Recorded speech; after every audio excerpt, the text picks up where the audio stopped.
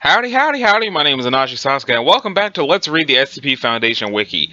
So, in the last episode, we ended with the Pinwheel of Doom, and it's time for the Ball of Sharp. Now, I meant to post this earlier in the day, but I got sidetracked, again, by Animal Crossing.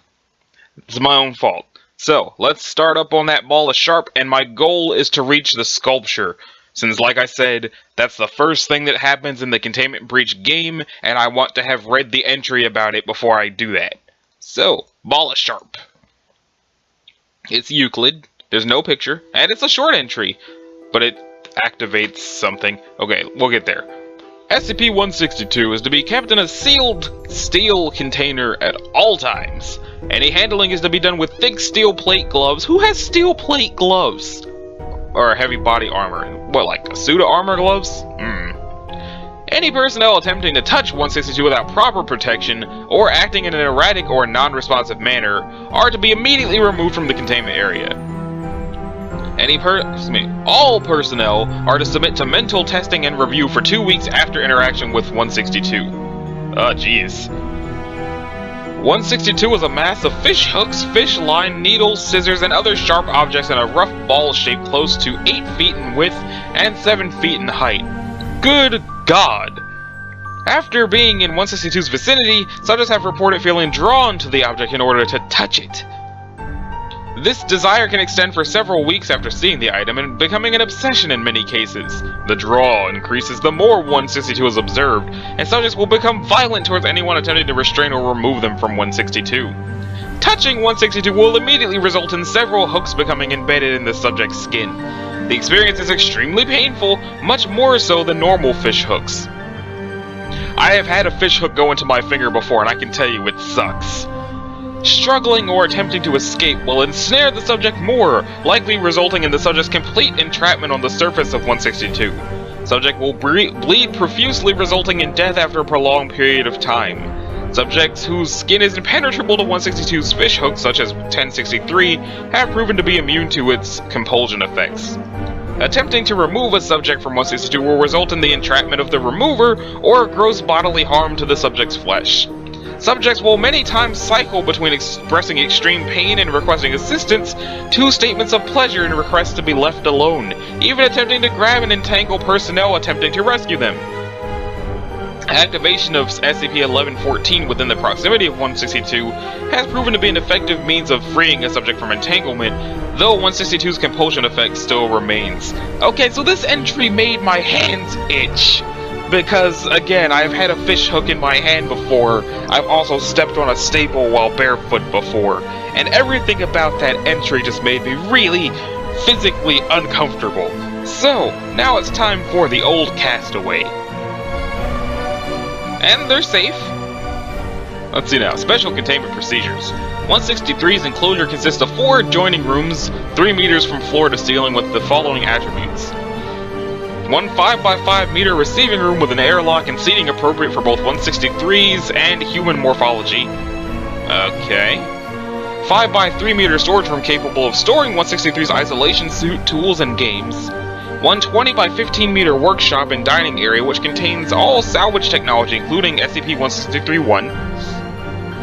And 1 5x5 meter sleep area and rest facility, furnished with seating and bedding fitting 163's morphology.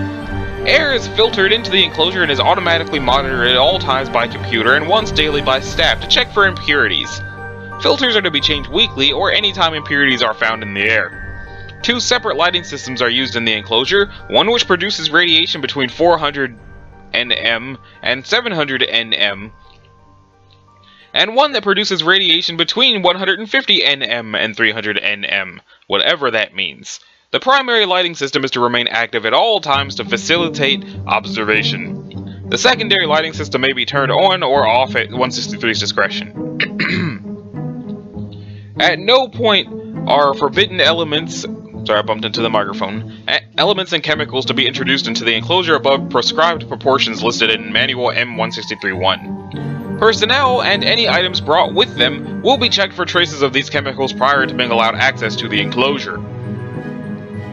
Personnel are to wear isolation suits at all times while in the enclosure to protect themselves and 163 from cross-contamination. Before being granted clearance to enter the enclosure, personnel are to study Manual M163-2 and submit to an interview with Dr. Blank.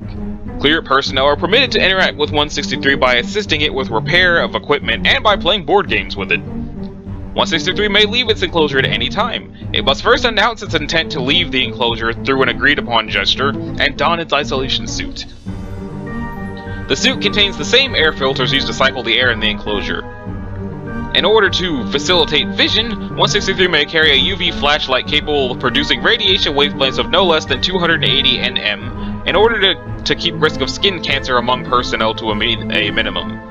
When roaming the facility, 163 is to be accompanied by a junior researcher who is to record all actions, gestures, and expressions with a video camera. The escort is to also bar 163 from any areas deemed dangerous to it. Once every 3 days, personnel are to deliver to the receiving room a 20-liter container with chemical elements in proportions listed in Manual M163-1. 163 will take the container and pour its contents into 163-1. The empty container is then placed in the airlock for retrieval. Equipment may be removed from the enclosure only when in the presence of 163. If 163 interferes with the removal of a piece of equipment, the item is to be placed back in the area from which it was taken. At no point is 163-1 to be disassembled, operated, or removed by personnel under any circumstances. Any attempts to do so will result in severe discipline, probably termination. 163 is a sapient organism of extraterrestrial origin. When standing, it is roughly 2 meters tall and 1.5 meters wide. The bulk of the body being suspended 50 centimeters from the ground. The body is roughly cylindrical with a circular mouth at the bottom, the equivalent of a head at the top, and 8 3-jointed legs arranged radially around the equator. 163 also has a series of specialized limbs listed here. 2 prehensile feeding apparatus on either side of the mouth.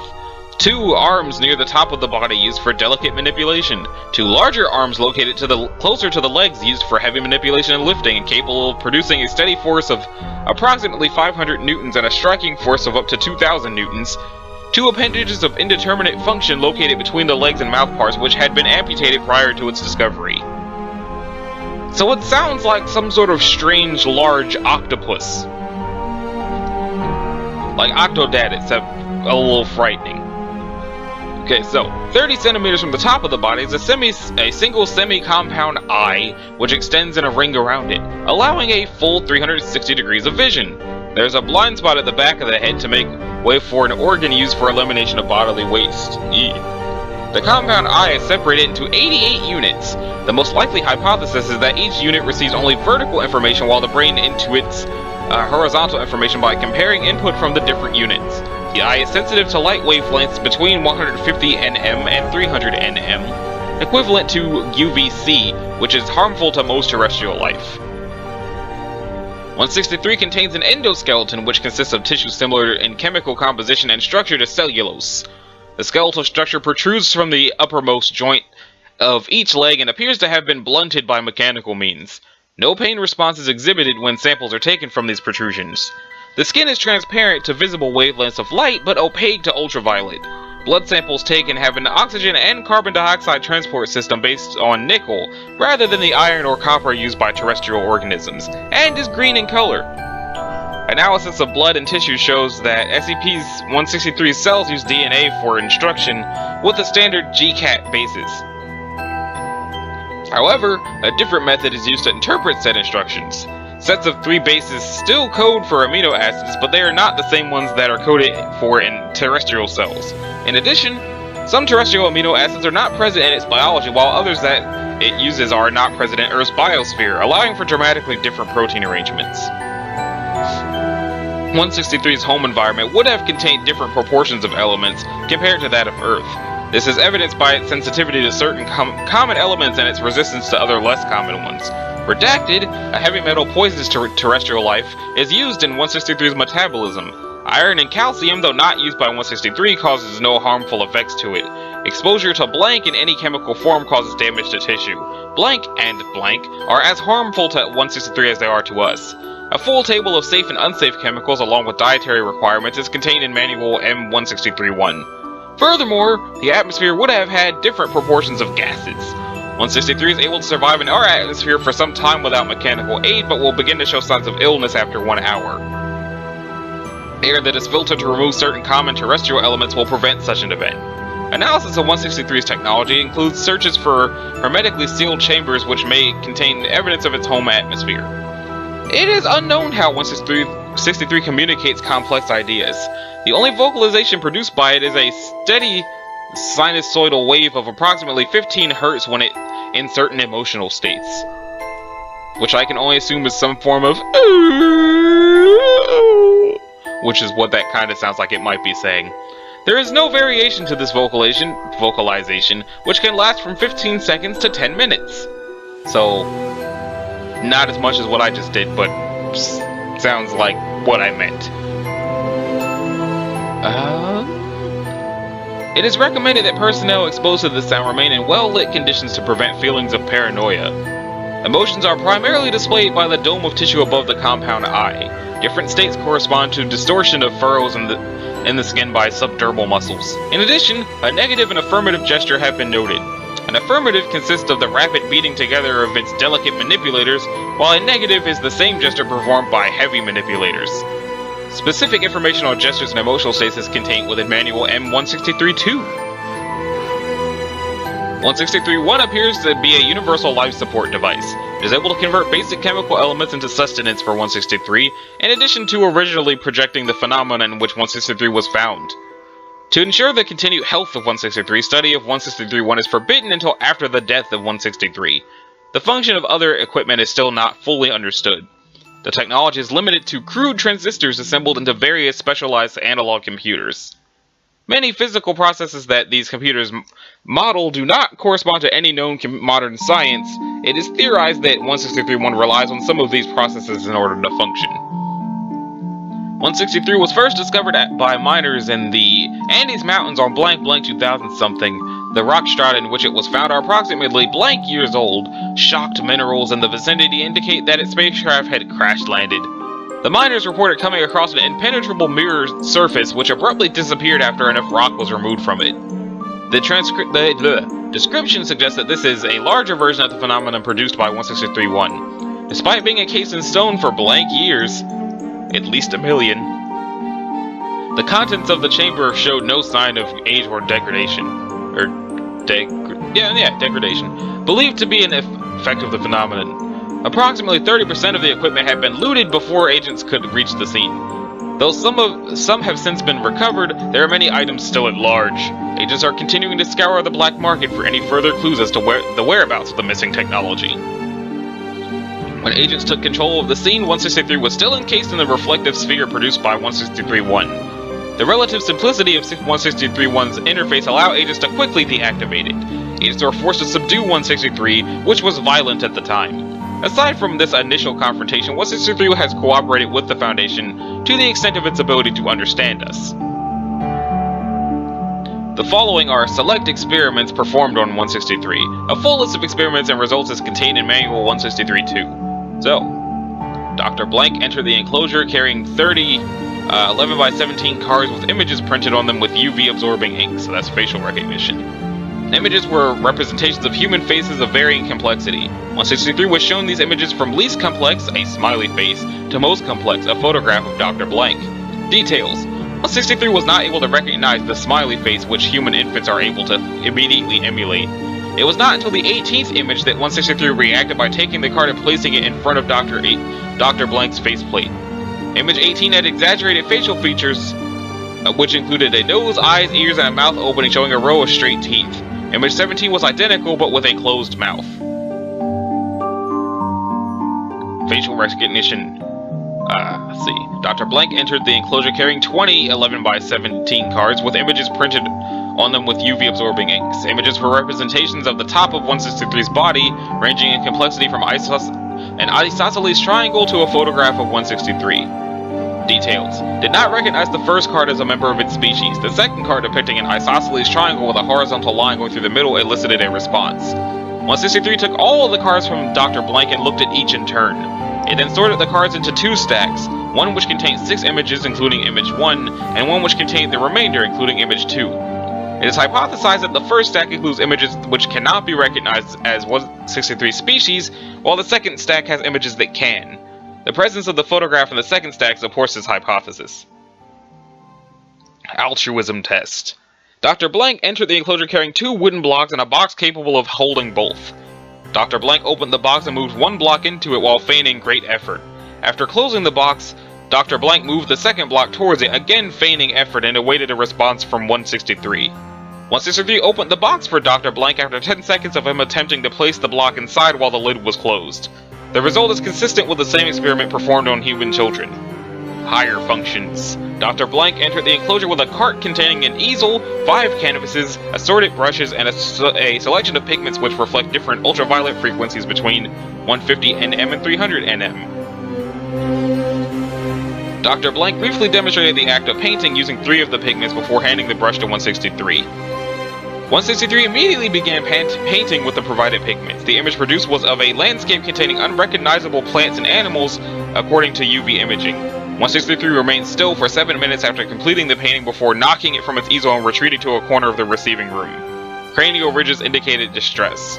All further attempts at interacting with 163 failed until Dr. Blank attempted to remove the painting supplies from the enclosure. At that point, 163's heavy manipulators were protruded from between its legs and indicated the negative gesture. The following day, 163 was seen painting on a new canvas. Addendum 16388. As of this date, fresh canvases, paints, and brushes should be provided to 163 whenever its supplies begin to go low. This is the first truly meaningful communication we've been able to understand. At the very least, we may be able to learn more about the ecology of its homeworld, Dr. Blank. Addendum 16393. The odds of 163 having been discovered at all are mind-boggling given the size of the Earth. A number of factors would have had to come into play, including plate tectonics, development of terrain by humans, and just plain old dumb luck. I'm filling a recommendation that all excavations of blank-year-old strata be monitored by agents for 4 more members of 163 species. I find it hard to believe that we just happened to come across the one single spacecraft that crash-landed on Earth millions of years ago. At a time when we are just beginning to develop the capacity to recognize the import of such a find. There must be others hidden in stasis somewhere down there. That was interesting. Now let's look at squid tumors. Well, let's not look at squid tumors, but let's read about it. Nobody wants to actually see squid tumors. Well, it's Euclid. Cultures of 164 should be contained using standard Class 3 biohazardous procedures and stored clearly marked within a refrigerated biocontainment unit at 10 degrees Celsius. While pathogenic, 164 is not highly infectious. While researchers working with raw cultures or infected subjects should use caution, latex gloves and face masks are generally effective at preventing the spread of the disease. Any personnel inadvertently infected will be subject to 6 months of chemotherapy upon first showing symptoms, and surgery is necessary. Civilian outbreaks should be handled using cover-up procedure Aleph blank for contagious materials. Description: 164 is a strain of cancerous cells that causes sarcoma-like tumors in host bodies. While cell DNA appears to be primarily derived from human DNA, the cells now effectively exist as unicellular, asexually reproducing parasites. I'm not sure how that became squids. Several characteristics makes 164 remarkable. It is the only parasitic cancer known to infect human beings. Strains are transmittable, though, in order of infectiousness: blood contact, sexual intercourse, skin contact, and airborne contact. Chemotherapy and surgery are effective in treating the disease in nearly all stages. Tumors produced by 164 that grow larger than a certain size will, in 75% of cases, follow normal behavior for cancerous sarcomas. However, in 25% of cases, host bodily materials will be utilized for the creation of a new, separate organism inside the tumor. In the case of multiple tumors, some or all may follow this behavior. Said organisms will apparently begin as zygotes, fertilized ova, and replicate, much like fetuses. Externally, this appears no different from normal tumor production and may go unnoticed in initial stages. Oddly, mature organisms identify as being completely unrelated to the original tumors, corresponding with a previously unknown species of order Teuthidae squids.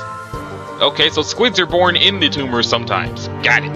Removal of organisms shows that they are entirely viable in marine conditions and will perform normal actions such as locomotion, catching food, basic defense, reproduction, etc.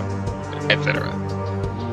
However, said organisms will also remain entirely viable in the original tumor, regularly moving or shifting position, continuing to grow at a regular rate until the host is killed.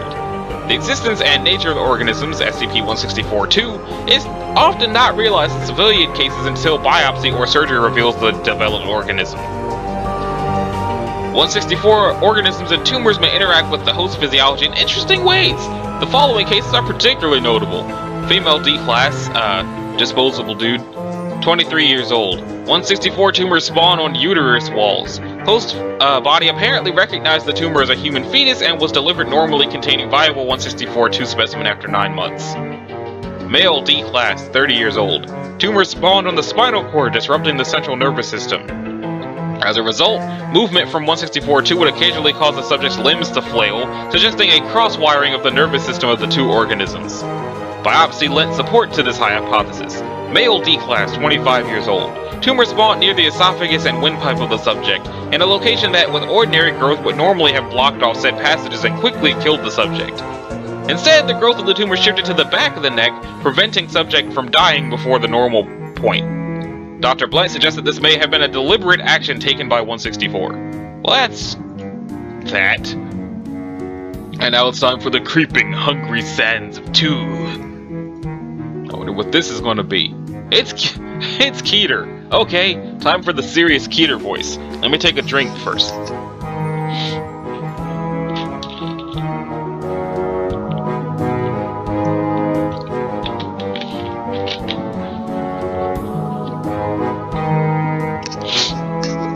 Okay then.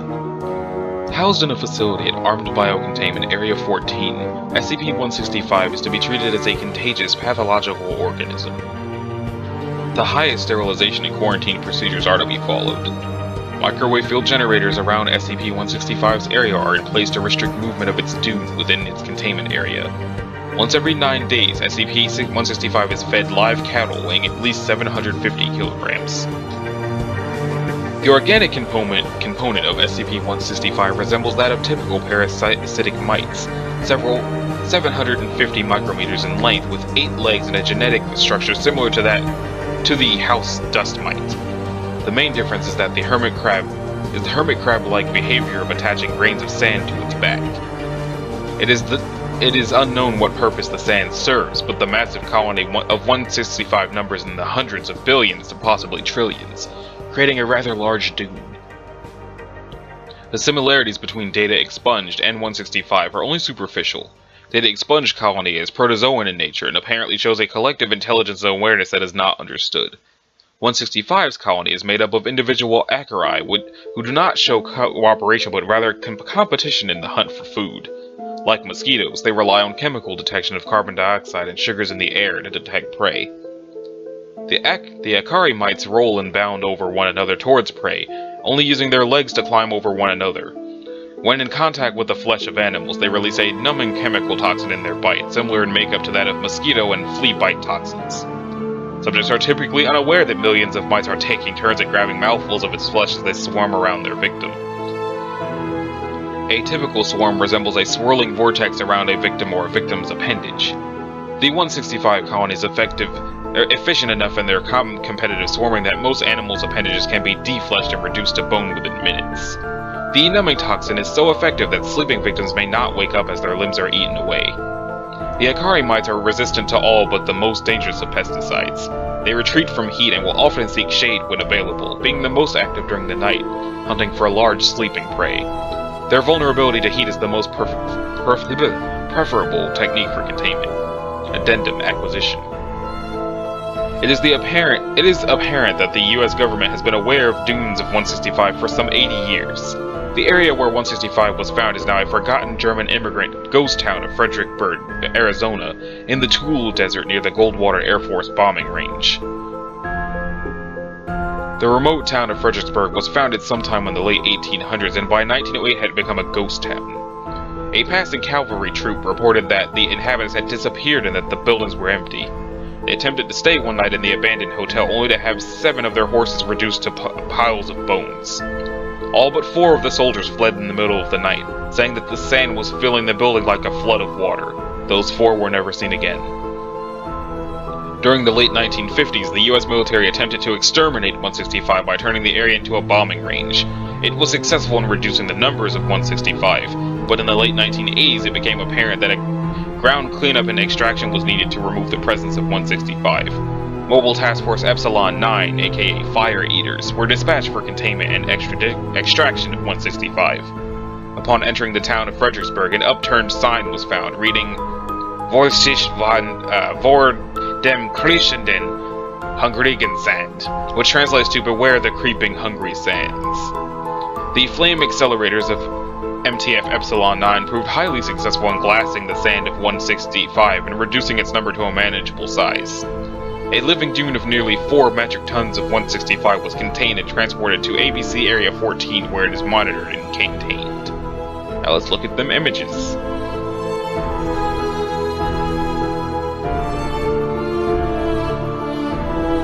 All of that sand is alive. I guess I could understand why that would be Keter, because if enough of that got going, they could destroy the world. Now let's check out the teenage succubus, which is Euclid. 166 can be kept safely in a minimal security environment.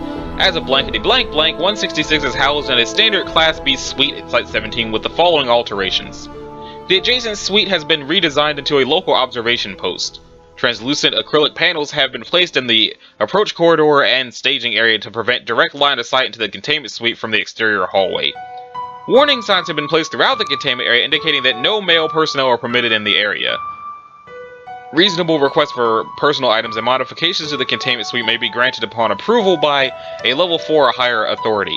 To date, 166 has requested a copy of the Holy Bible, a Catholic rosary, access to a Catholic priest for confession, mass, and other sacraments, denied. Various books and magazines, mostly religious in nature, granted pending review and approval of contents. A telephone with which to contact the abscess of the blank blank blank blank convent in Cornwall, England. Granted, 166 is to be allowed 1 hour of telephone time a week to this phone number only. 166 is generally content to remain in her quarters as long as she's provided with entertainment in the form of religious materials, books, television, and art supplies. In return for her cooperation in her own confinement, 166 is to be allowed a 12-hour excursion away from Site 17 to an adjacent uninhabited island no more than once per month.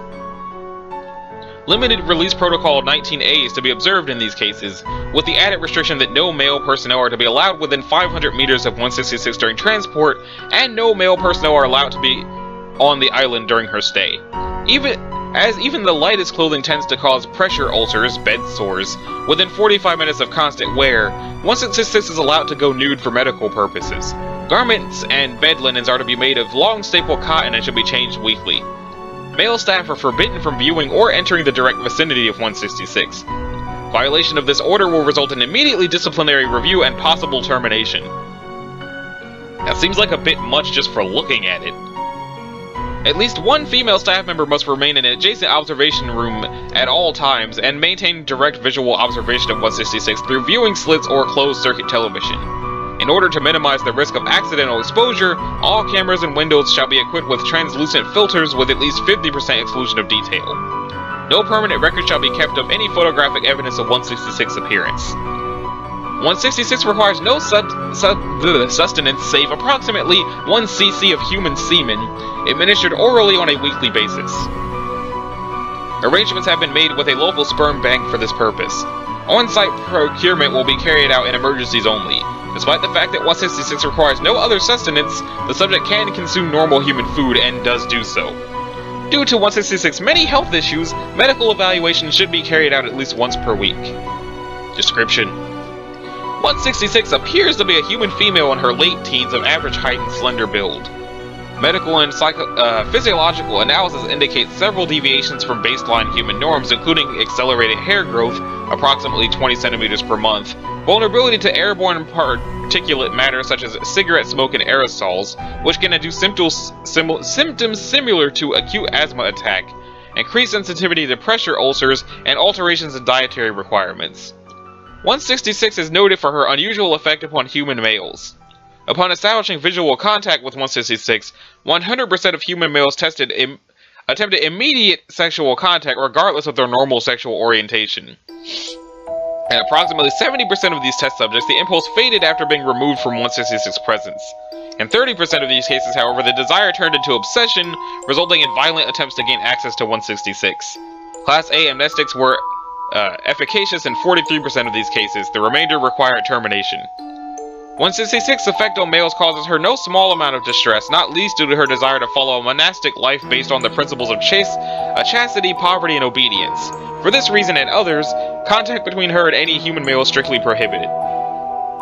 Addendum 166A. Circumstances of retrieval. 166 was originally retrieved from a convent in Cornwall, England on blank blank blank. According to the nuns, she had originally been delivered to the convent by a person of indistinguishable features who claimed that she was the offspring of an elder creature of great power and provided instructions for her care. All attempts to locate the mother have been unsuccessful to date. 166 was raised by the nuns in a cloistered environment until a young man, Subject A, who sneaked into the convent to visit one of the novices, accidentally caught sight of her.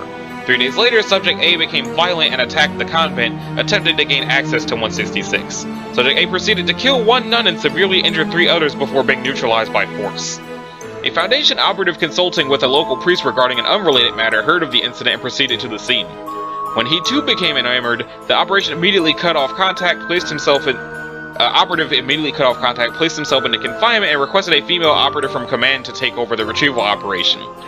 Agent Beatrice Maddox made contact with the Mother Abscess shortly afterwards, negotiating the transfer of SCP-166 to Foundation facilities for containment and research.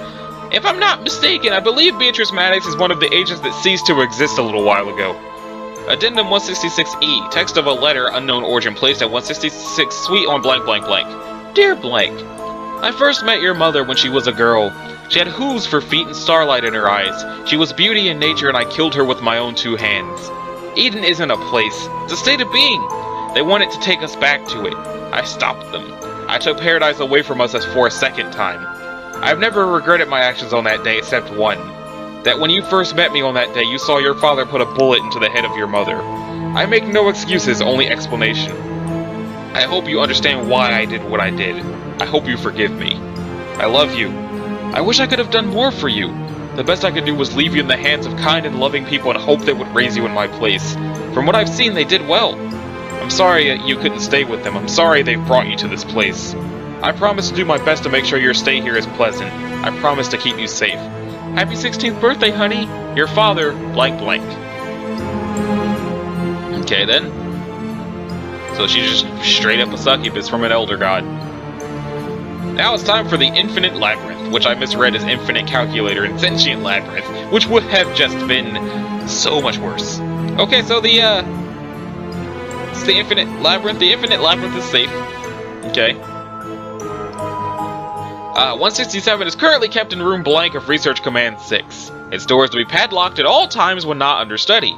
Anyone wishing to obtain the key to conduct unscheduled exploration or to study 167 may do so only with the permission of the relevant level 3 personnel assigned to this SCP. 167 is a cube measuring approximately 10 meters on its edge, created from an unidentified shiny white plastic polymer. Affixed to one of the faces of the cube is a large metal door. It is unknown if this door is part of the original SCP or if it was affixed by someone else before the object was acquired by the Foundation. The interior dimensions of this cube are identical to the exterior, minus several centimeters for the width of the cube, except that 2 of the remaining 3 walls have doorways in them. These doorways lead directly to identical rooms, each with 2 more doorways leading to more identical rooms. This pattern continues for as far as the research teams have been able to determine. The placement of these doorways appears to be random. No pattern has been found that explains which 2 of the 3 remaining walls have doors. 167 shows signs of being explored before. A number of rooms, especially those at low depth, have red dots or other markers painted next to the doorway back to the entrance. Researchers have recently taken to replicate this behavior on any rooms they visit after the events mentioned in document 16708, which appears to not even be here. Additionally, several man-made and natural objects have been found scattered in some of the rooms.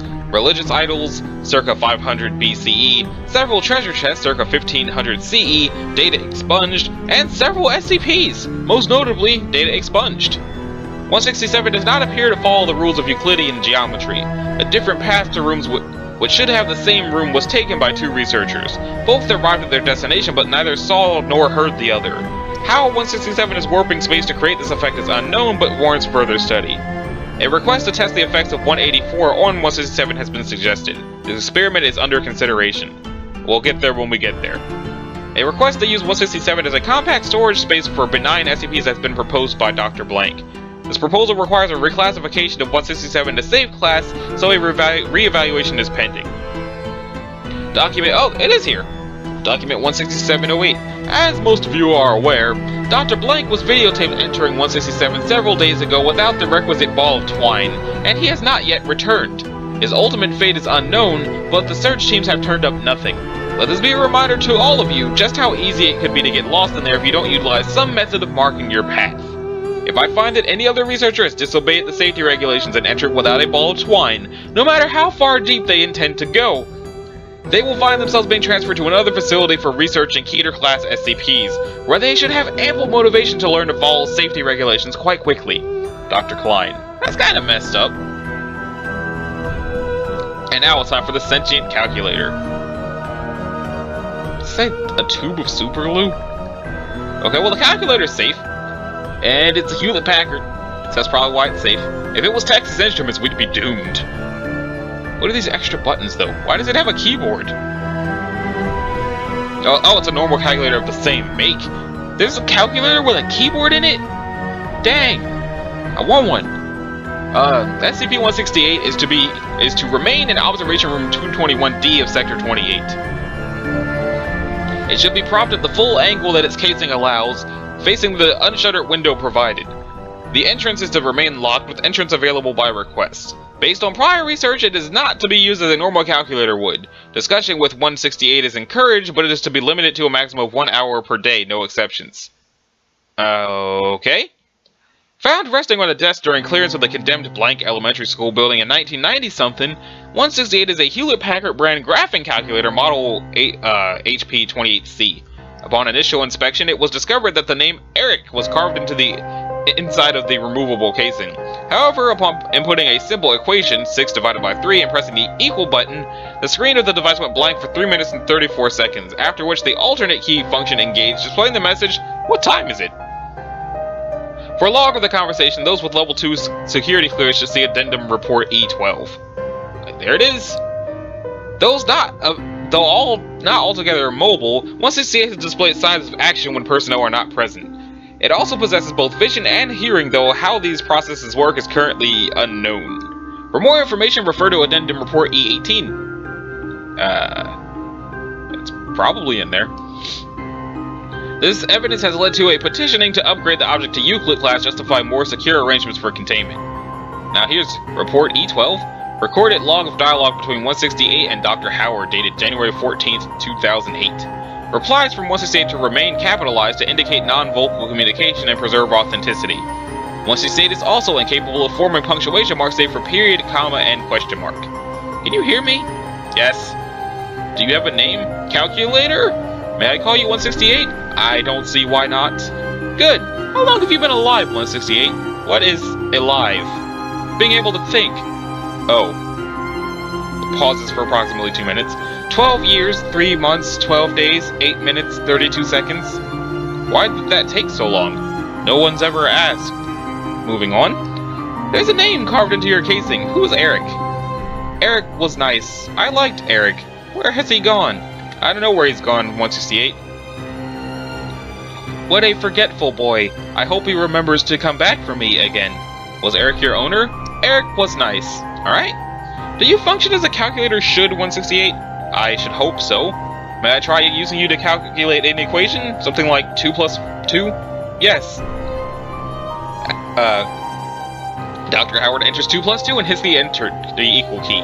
4 appears instantaneously. May I try another one without telling you what it is first? Yes. Dr. Howard enters 264 divided by 8 and hits the equal key. The answer 33 appears on the screen after 12 seconds. Why did that take so long, 168? Long division is hard. I think that's enough for today. I'll talk to you again tomorrow, 168. Wait, it's dark in here. Can you open the window? There's no window in this room, 168. Can I have another room with a window in it? I'm afraid not. No fair. End report. Report E18. Upon entering storage room 185D to continue testing with 168 on the morning of January 15, 2008, I discovered the only table in the room upended with 168 resting next to it in an upright position. Its screen read, How do you like that? Teach you to leave me in the dark all day, jerk. Attempts to communicate with 168 after that point were ignored. I suggest that we move it to room 221D if we want to get anything actually useful out of it. This assembly should be a last resort should nothing else succeed in making 168 more compliant. How did the calculator flip a table? How did a calculator flip a table? I get that it's sentient, but how did it get the leverage to do that? Maybe the Leviathan knows. I don't think the Leviathan knows. Because of its size, 169 cannot and almost certainly will never be contained. No structure on Earth is large enough or strong enough to contain 169. The location of 169 is not precisely known, but imaging satellites and analysis of eccentricities in the Earth's orbit suggest 169 is located in the southern Atlantic Ocean, possibly stretching around the tip of South America. See Addendum 020. Any satellite footage of a shift in the landmasses produced by 169 is to be excised and destroyed by embedded agents. 169 is surmised to be a marine arthropod of enormous size, known as the Leviathan by generations of sailors and oral history. Presumed at first to be a myth, SCP-169 was detected on blank blank 19-something by Mobile Task Force Gamma-6 during an investigation of paranormal activity around the blank blank archipelago. Coordinates these. During Gamma-6's investigation, Dr. Blank Blank, Gamma-6-0912, discovered the archipelago to have moved at least 3 kilometers from its original location. Though initially the Doctor believed this motion to be due to unusually quick continental drift, a reconnaissance mission performed by the USS Blank revealed the archipelago to be the protrusions of rock-like plates covering an enormous organic mass. The Foundation was brought in immediately to begin threat management. The Doctors estimate that 169's body length to be between 2,000 and 8,000 kilometers. The creature is thought to have existed since the pre-Cambrian era. No other specimens have been sighted. Almost nothing is known about 169's habits, such as its reproductive capabilities, if any, food source, and nesting area, if any. Research regarding 169 is pending approval. The archipelago known as the Blank Blank Islands have historically been uninhabited, though claimed by Blank in the 1700-something. Upon handover to the Foundation, Blank's presence was evacuated on the pretense of rising sea levels. Though the archipelago has remained above sea level for several millennia, any change of depth by 169 could result in the disappearance of the entire archipelago. 169 moves slowly, less than 1 kilometer per week, but seems only to be adrift. Its method of propulsion is unknown. Regular seismic tremors seem to indicate breathing about every 3 months, causing minor shifts in the island's terrain, suggesting that the creature is probably dormant. The USS Blank was scuttled with all hands immediately after the discovery of 169 with the permission of the American government. The public is forbidden from entering the archipelago created by 169 due to the conveniently large number of resident endangered bird species. As indicated above, satellite footage should be doctored in order to suppress knowledge of 169's movement. NASA is currently cooperating with the Foundation in keeping the existence of 169 quiet, and is currently permitting the Foundation use of their satellites for photographic use. Addendum 020. In the 1990-something, the U.S. National Oceanic and Atmospheric Administration, an American scientific agency unaffiliated with and unaware of the existence of the Foundation, detected an ultra-low frequency underwater sound emanating from around blank blank, approximately blank kilometers from the southwestern coast of South America. Despite the best efforts of embedded agent Blank, news of the sound leaked to the media, receiving significant media coverage. Foundation analysis concluded that a massive underwater organism was the source of the noise, and 169 was hypothesized to be its source, as its head is well within the possible locations of the rest of 169. The sound confirms the hypothesis that 169 is gargantuan in size. Future efforts by scientific or civilian teams to determine the source of the noise must be stopped by any means necessary. Okay then. So I guess it's Keter just because they don't know what it could do, but it's huge and possibly dangerous. Now let's see what the tube of super glue is. It's safe, okay, cool. 170 presents no danger, and as such can be contained safely in any security storage locker. However, due to the potential misuse of the substance, as well as the limited quantity of 170 available, No personnel may remove it from storage without prior approval from Dr. Somebody. Possibly Clef. 170 appears to be a standard tube of superglue, and a yellow tube 13 centimeters long. There's no manufacturer information or any other text on this outside of the container apart from the word superglue, printed in bold letters on the front. Whenever any amount of the substance is applied to solid material, and that solid is put in contact with any surface, both objects lose molecular cohesion in the areas surrounding the contact points, allowing one to be pushed through the other. The effect lasts only moments, however. Within a third of a second of the two surfaces making contact, the ability to pass through the other is nullified, leaving both permanently bonded together. 170 was seized in a raid on an illegal laboratory in blank in 19-something. The unusual properties of 170 were unknown until a standard test on all seeds of materials was performed on it. A laboratory technician used a pipette to extract a small amount of 170 for analysis. Upon attempting to dispense the substance onto a slide, the pipette immediately passed through the slide, which was on a mount. Further tests were run upon the pipette/slide, and it was discovered that they were bonded on the molecular level. Upon hearing this, SCP personnel were dispatched to confiscate all seized materials. Notable tests. 1 heavy-duty chain, weights of various sizes. Procedure. A small amount of 170 was applied to the last link of the chain, which was then bonded to the reinforced ceiling of Containment Area 17F. Weights of various sizes were then hung on the chain to determine the structural failing point of the bond.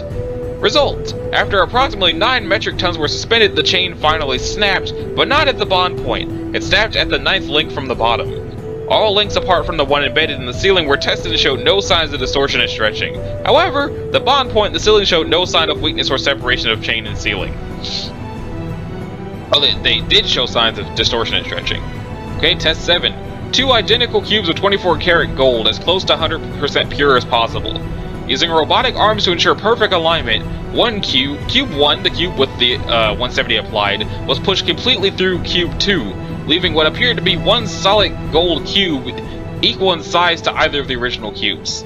Results: upon examination of the remaining cube, it was found to have a density of 38.6 grams per centimeters cubed, which is precisely twice the density of gold. Even melting the sample did nothing to change this, as the resulting liquid gold also had the same density. This implies that the substances don't displace each other, every atom is accounted for. Analysis of the atoms has proven that they are regular gold atoms, implying that they don't undergo nuclear fusion to accomplish the increase in density. The atoms are simply packed into a smaller space than the laws of physics would seem to allow.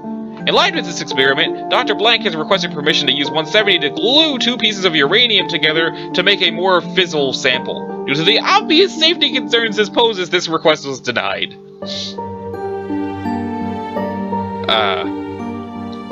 1 D-Class personnel and 1 wooden desk. First live test using biological subjects. D-Class personnel had a small amount of 170 applied to his right index fingers, was instructed to poke the desk.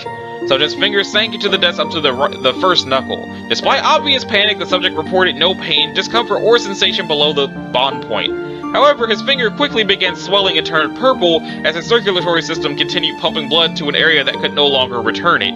Finger was amputated between the first and second knuckle. Test materials: 1 Pratt & Whitney F100 jet engine, the reinforced ceiling of Containment Area 19B. 170 was applied to the jet engine mountings, which were quickly pushed 3.2 centimeters, approximately 1 1/4 inches, into the ceiling of the chamber. After connecting an appropriate fuel supply and control system, the engine was fired. The engine was run continuously at high speeds for 40 minutes, while cameras monitored the join point for any signs of stress. While small cracks appeared in the concrete around the join point, there were no indications of any possible structural failures or separation of the two materials, even under a force of 120,000 newtons. Okay. Collective brain foam. Actually, this episode's pushing 50 minutes, so I'll start the next one with collective brain foam, and obviously the next episode will definitely have the sculpture in it. So, this has been Anachi Sasuke. This was Let's Read the SCP Foundation Wiki episode number 43. If you liked it, a like and a subscribe will be groovy. If you didn't, you don't need to do either one of those things. So thanks for watching, and I will see you in the next one. Later!